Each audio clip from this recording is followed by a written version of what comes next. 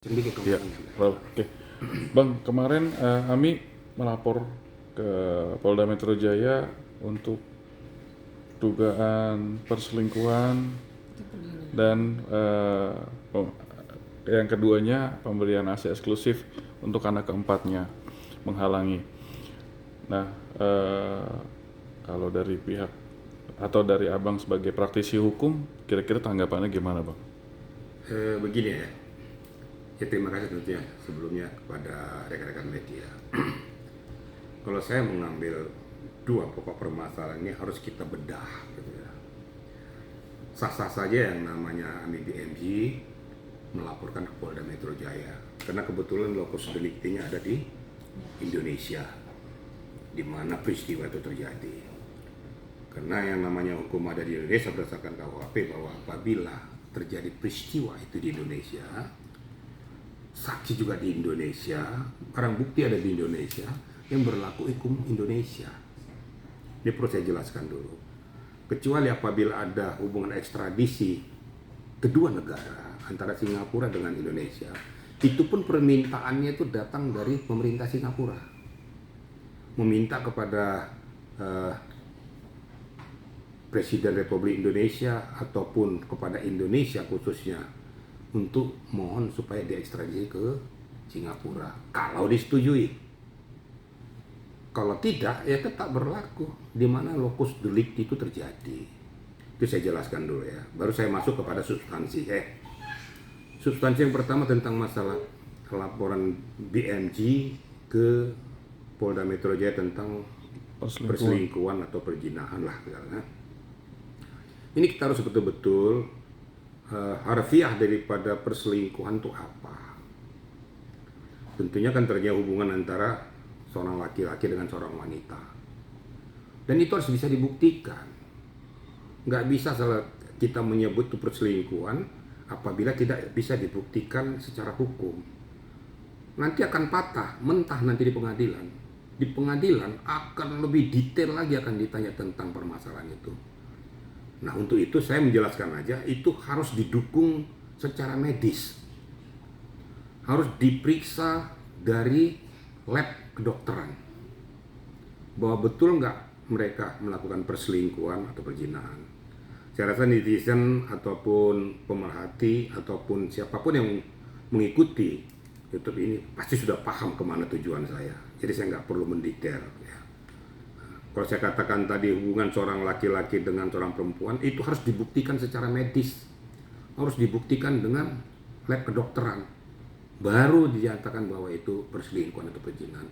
Kalau nggak sulit kita untuk mengatakan harfiahnya di mana, kriterianya apa, mens rea-nya apa, itu yang pertama.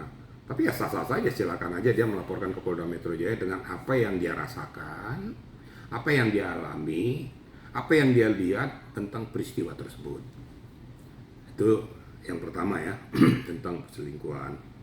Saya menjawab yang kedua, tentang masalah mengambil alih ya, hak asuh kepada Ami BMG sendiri. Kalau saya udah pasti, itu sudah sah meyakinkan bahwa memang tindakan tersebut telah dilakukan oleh Tisa Erni. Itu jelas pasti. Kalau saya mengatakan itu lebih banyak kepada penculikan, menculik anak orang lain yang di luar kuasa dia.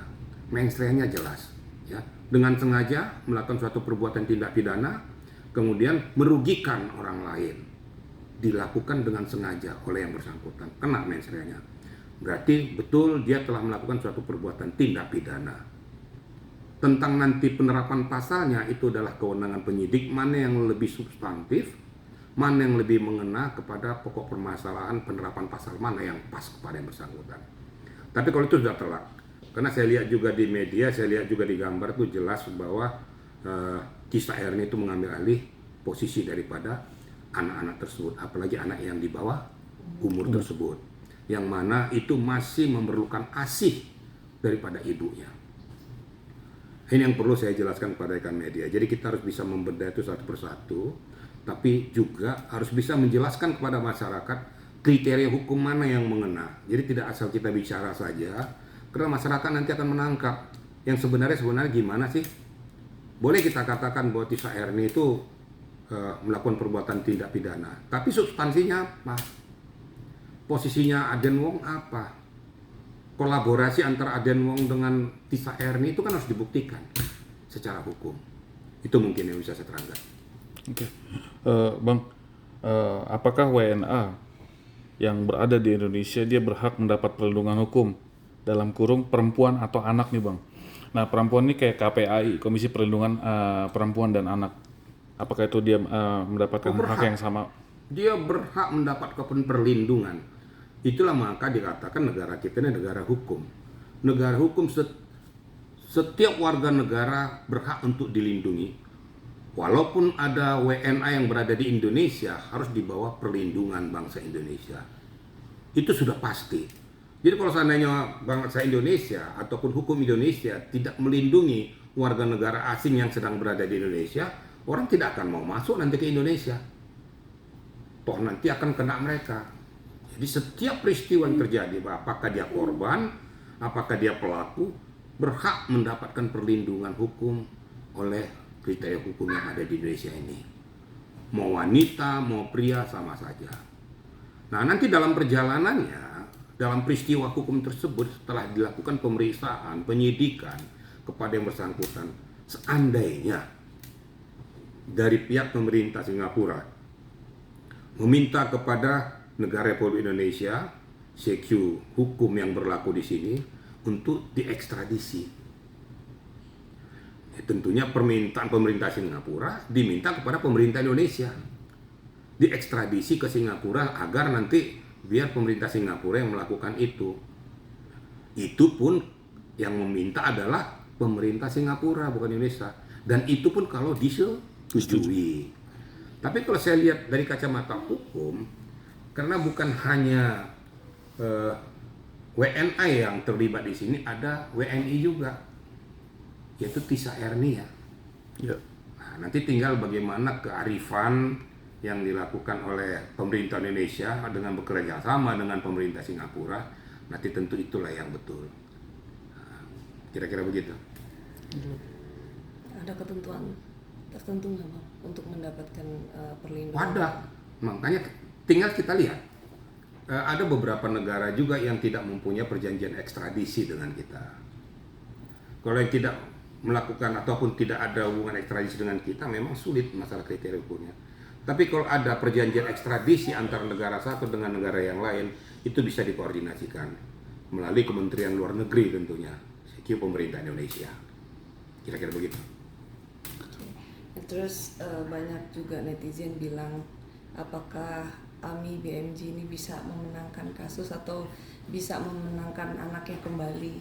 Karena kembali lagi, Bang, suaminya ini kan dalam tanda kutip punya kekuasaan.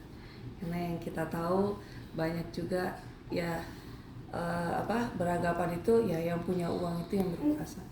Seperti Itulah itu, persepsi yang salah. Kalau ada, maka saya katakan, kalau ada yang membackingi tentang masalah hidup kemanusiaan, ini namanya manusia yang tidak beradab. Mau siapapun di belakang dia, saya anggap manusia tidak beradab. Karena ini masalah kehidupan manusia. AMI BMG sangat berkepentingan dengan sangat sah untuk memiliki hak asuh. Kenapa saya katakan sangat sah? Karena seluruh anak-anaknya ini masih di bawah pengampuan, gitu loh.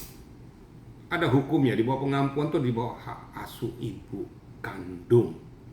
Tidak bisa diberikan kepada orang lain. Apalagi ada beberapa bulan masih membutuhkan ASI murni daripada seorang ibu. Kok tega-teganya dipisahkan dari ibu kandungnya, apapun statusnya. Sedangkan terganggu jiwanya saja, di RSJ, pada saat dia kasih ASI, dikasih ASI loh sama ibunya tuh. Jadi kalau ada yang membacking ataupun ada yang berada di belakang ini, saya anggap manusia tidak beradab. Saya berani ngomong ini. Manusia tidak beradab, manusia yang tidak manusiawi. Kok tega-teganya memisahkan hubungan antara ibu kandung dengan anak kandungnya sendiri. Kira-kira begitu. Tapi kira-kira, Bang, kalau seandainya dari pihak suami memberikan hak penuh kuasa kepada AMI untuk mengurus anak-anaknya, terus apakah kasus itu akan selesai? Tapi bagi AMI sendiri mengucap kalau ya udah, kalau kalian mau bersatu, ceraikan saya dan kembalikan anak-anak saya.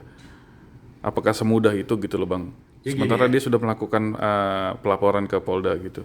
Jadi begini, kita bicara tentang masalah yang substantif itu. Ya. Tanpa diminta pun atau memberikan dari suaminya, memang itu di bawah hak kuasa ibu kandungnya. Kan saya katakan tadi, di bawah pengampuan itu siapapun tidak bisa untuk mendegradasi. Kita laki-laki ini tidak punya hak untuk mengolah hak asuh terhadap anak-anak yang di bawah umur. Apalagi ibunya sudah jelas-jelas tidak bisa kok melakukan pelaporan ke Polda Metro Jaya. Berarti normal dong orangnya. Saya perhatikan juga pada saat dia menangis terseduh-seduh pada saat anaknya diambil, berarti dia kan punya rasa keibuannya tinggi dong. Jadi nggak diminta pun dia punya hak itu. Jadi tidak serta-merta dengan memberikan hak pada kamu terus selesai masalah, nggak segampang itu. Hukum tetap berjalan. Peristiwa pidana itu sudah terjadi. Ingat ya, peristiwa pidana sudah terjadi pada saat menculik anak-anak daripada ibu kandungnya. Jadi peristiwa pidana ini harus dibuktikan secara hukum. Kecuali nanti bahwa terjadinya retroaktif justice, itu saya katakan ya. Perdamaian kedua belah pihak disetujui kedua belah pihak, itu lain ceritanya. Sepanjang ini tidak merugikan orang lain, itu namanya retroaktif justice, bisa diselesaikan. Tapi kalau seandainya mau kamu lanjut hubungan kau dengan si perempuan itu, silakan saja, itu hak kamu, tapi kamu tidak bisa mengkebiri hak asuh saya terhadap anak-anak kandung saya. Itu kira-kira kriteria hukumnya begitu. Oke. Terima kasih Bang. Terima kasih.